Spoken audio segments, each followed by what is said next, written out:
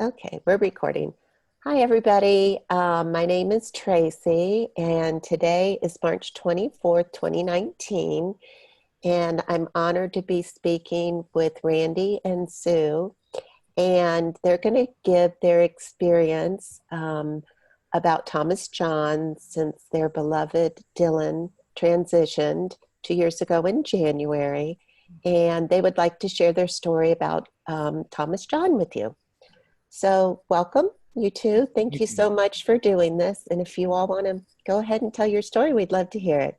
We're very happy to be here and speak about our wonderful experiences with Thomas. And I think he helped us so much to get through the past 2 years, which have been very difficult with the loss of our only child, Dylan. And do you want to talk about how we found Thomas? I think it's good to start at the beginning. We got a call from a friend of ours whose son kind of grew up with Dylan, and she has no experience with mediums, psychics, spirituality, anything like that. She attended a conference that I think she called it a conference. A meeting. A meeting. She called it a meeting with a friend who said, "You have to come to this with me, and you got to see this guy. He's amazing."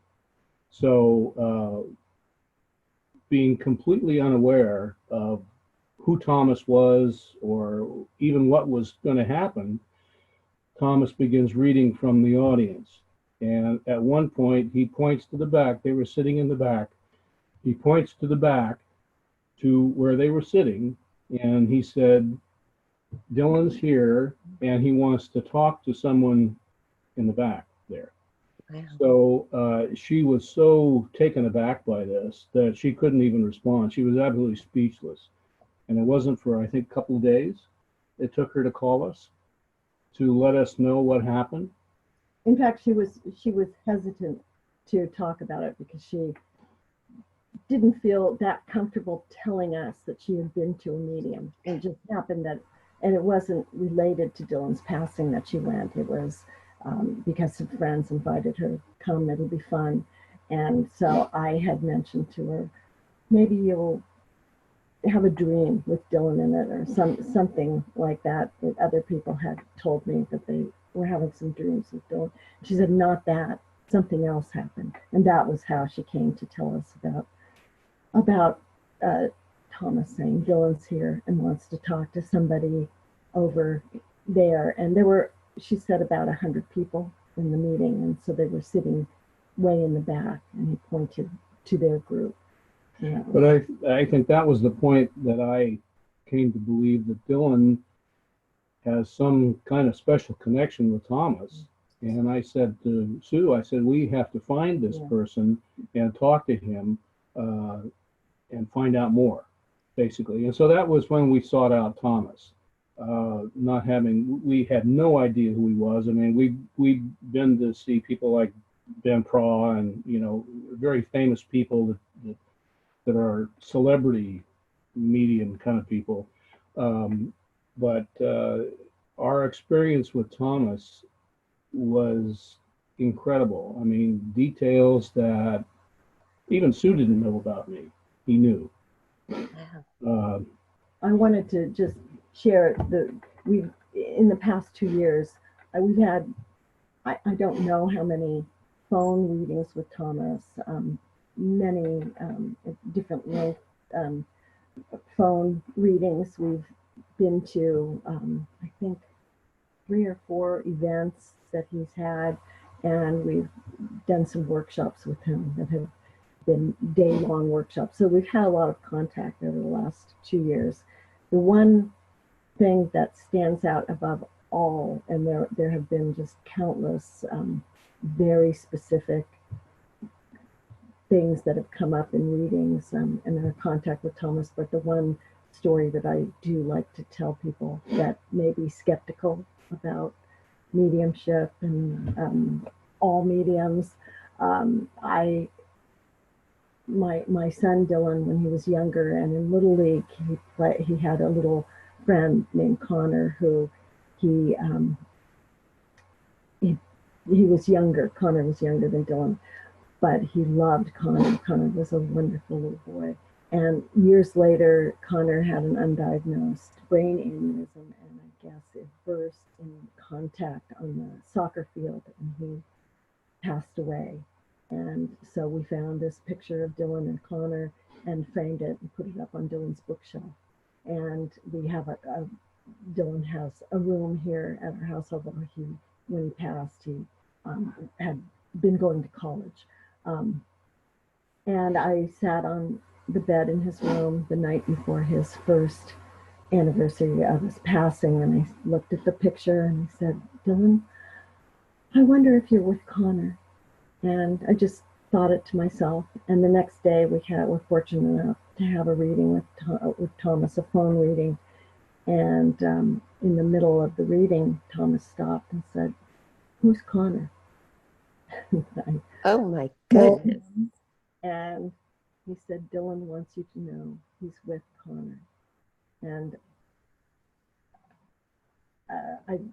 there are no words to describe those kind of experiences of feeling like there's a direct connection with our beloved son who is no longer here on earth. So that's my standout of many amazing moments. Do we want to talk about some of the specific experiences, some of the things? Well, some of the things, like he knew my grandmother's name and that she was Spanish speaking. Tell the name, because that name is not an ordinary name for someone to get. I'm sorry? Raina. Raina.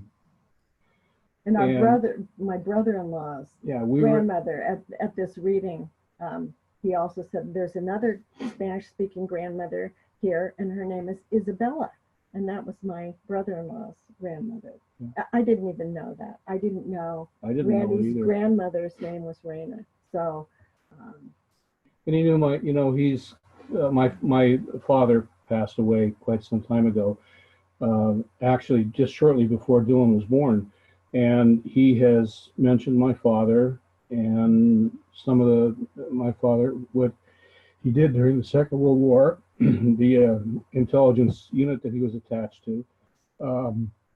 He knew the names of the pastors that officiated at Dylan's service, the memorial service and burial. I mean, I could, sit down and write a list and just go on and on and on about things that were very private and not public knowledge, not accessible to anybody, really. So there's no doubt in our minds that Thomas is, exactly what he appears to be, what he says he is, what he purports to be. And I just want to say that we have had a lot of experience with different mediums. We've gone to spiritualist churches and people that hold themselves out as mediums. And I'm not saying that there are people who are not genuine, but there are people that don't have the gift that Thomas has. There are people that will talk in very general terms about someone who has passed, and that person wants to say that they're not, that they're fine, and they want to wish you well and all that.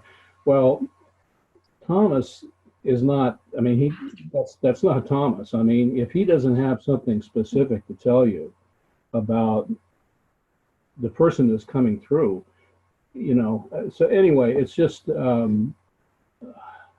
I think Thomas has a gift that.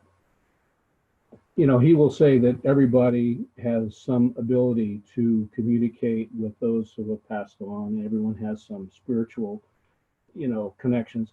But I think they're, like Einstein or Beethoven, exceptional individuals that have a gift given to them by God. I believe that Thomas has this gift. He has it in larger measure than anyone else that we know. But it's incredible. And I'll go. We were fortunate enough. Thomas did an in-person reading for us when he was in San Francisco after an event he gave, and so that's the most recent reading. And so just some of the things that came up in that reading with Thomas were a friend of mine who passed away, um, 2.5 years ago now, that I used to work with the airlines, and we flew to Vietnam, and some of the things that came up in the reading that Thomas brought up, I wasn't even thinking about her particularly, but I certainly recognized with the information that Thomas was giving. He brought up my uncle who passed away in World War II that I never met, details about that. He brought up my going diving. He said, Dylan is bringing up a memory of, and he said, I think it was just me he was referring to. He said it could have been all three of us, but it was just you and Dylan, referring to me, going in with the sharks. And the last scuba diving trip we did, Dylan and I did a shark dive in Roatan. And so specific information that is just mind-boggling. And he's brought up names, specific names of friends of Dylan, not just first names, first name and last names, and things that have happened since Dylan's passing with some of the people that Dylan was close to.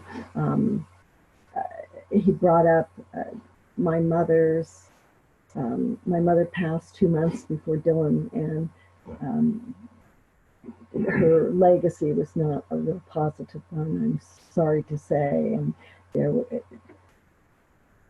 it's very complicated situation, so I won't spend time talking too much about it. But Thomas addressed all that at the one of the events that he held, and specific things about my mother and about my father who passed away when I was 3. Just things like I was looking at Dylan's Facebook page, and I think the day before we went to this event, and Thomas brought up the name that Dylan used in his Facebook page. He brought up photographs that, or he described things.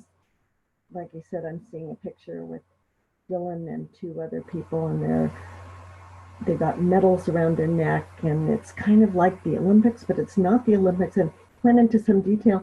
And Dylan was a martial artist, and he would compete in tournaments. And I was looking at a picture of Dylan at the U.S. Open, standing on the medal podium with medals around it, seeing a cap and gown that it was describing the color was not a navy blue, kind of a royal blue. He's seeing that, and Dylan's high school cap and gown were hanging in his closet. And I could go on for hours about the incredible specific information. Well, let me ask you this question. So, there's a lot of skeptics out there, and they would say, well, all this information you can look up on the internet. How do you say that? That's why I lead with my Connor story.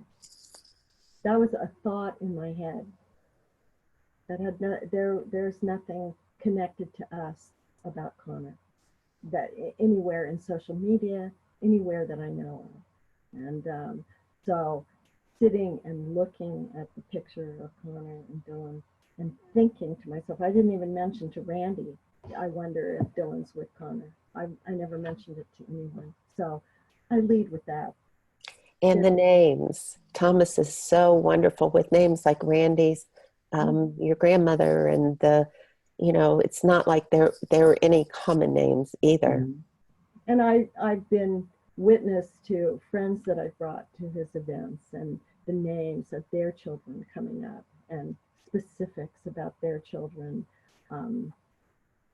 In fact, there is information that he passed on that once in a while there'll be something that I don't get in the moment. Not sure what that means, or who that might be. And I can't think of an example of when that happens, that after the reading, maybe some time passes and all of a sudden I'll have this aha moment. That's what that was about. So you hear about hits and misses with mediums, and I can't think of any misses with Thomas in 2 years of having had numerous.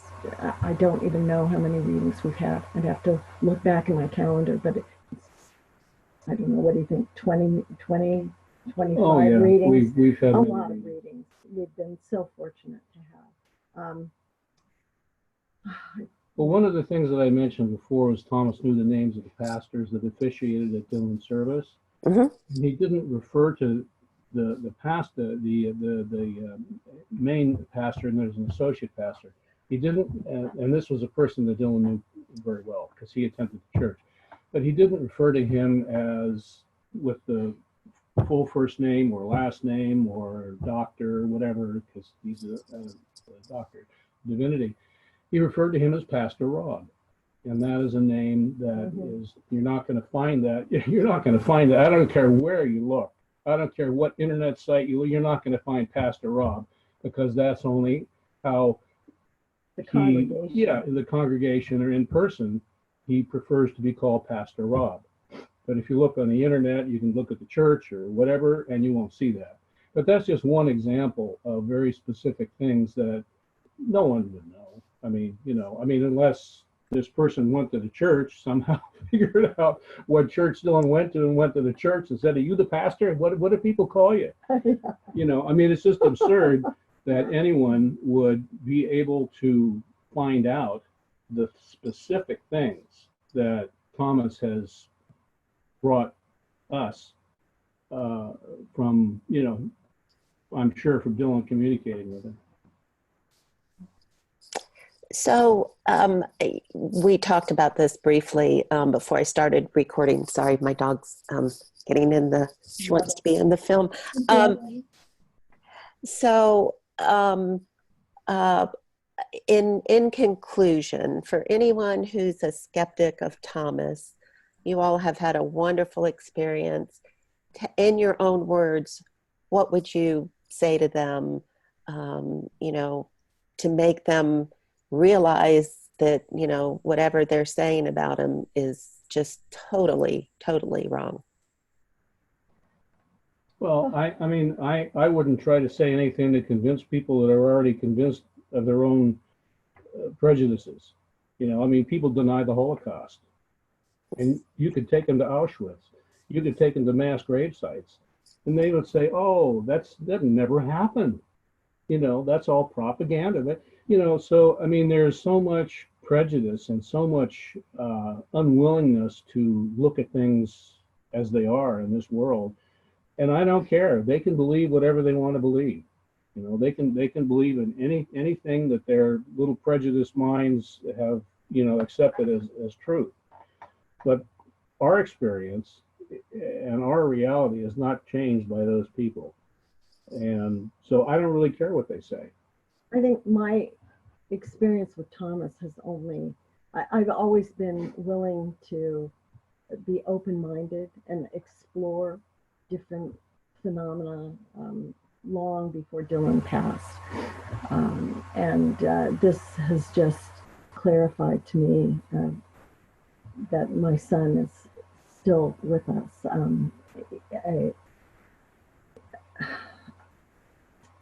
I have to think, I don't know that I can convince anybody else. All I can do is share my experience and our experience with Thomas, and what an incredible gift that's been to us, and how grateful we are. And Thomas I found him to be such a kind, generous man. It hurts me to think that people are attacking him and trying to undermine the gift that he has given us, and he's given to many other bereaved parents that I've known and referred to Thomas. I think the tragedy would be if those people were to prevent or dissuade someone from going to Thomas, people like us who suffered a great loss and found great comfort in Thomas and his gift. And if those people were to be dissuaded by prejudice and whatever is out there, that's the real tragedy here. And I think skepticism can be a healthy thing. We can be skeptical too. We don't just swallow everything that's fed to us out in the world. And there are, and we have, as Randy said, we've had a number of experiences with various mediums and psychics, and I've certainly read a lot. And so it's kind of, Thomas is a wonderful gift in our life, and there are other mediums that not so much, that we would not see again. Maybe they're just very general, generic, and so I would say there's nothing wrong with being skeptical, but I think having an open mind, I think Thomas would be the first one to say that there's nothing wrong with skepticism. That please, he would probably invite skepticism, but in an open-minded way, and a factual way. Does that answer your question in a roundabout way? Oh, absolutely. Absolutely. Is there anything you want to say before we end our discussion today? Well, I just, it kind of hurts me personally to think that Thomas is being attacked by this, what would you call it? I guess you could be very generous and call it a newspaper. But it certainly would not, dissuade me from, seeking out, more readings of Thomas. So. Absolutely. I mean, we look forward to that. And it hurts me too, to see someone that has helped us survive through a very, very difficult 2 years. And I like to share about Thomas with other bereaved parents, because he's given us such an incredible gift. And so I'm very enthusiastic about sharing that with friends and bereaved parents, and hoping that they can have that experience as well, and to think that people are intentionally bad-mouthing Thomas. It worries me that there'll be people that will be dissuaded from seeking out the incredible comfort that we've found. I can't agree with you more. The hope and the reason for us to know that our children are here is so comforting to so many. Well, thank you so very much. I appreciate it. And I know Thomas appreciates all the people who have found so much comfort in his gift. Thank you, Tracy, and bless you all. Bless you and Randy and Dylan and our boys in heaven. Thank you so much. Okay, goodbye. Bye-bye.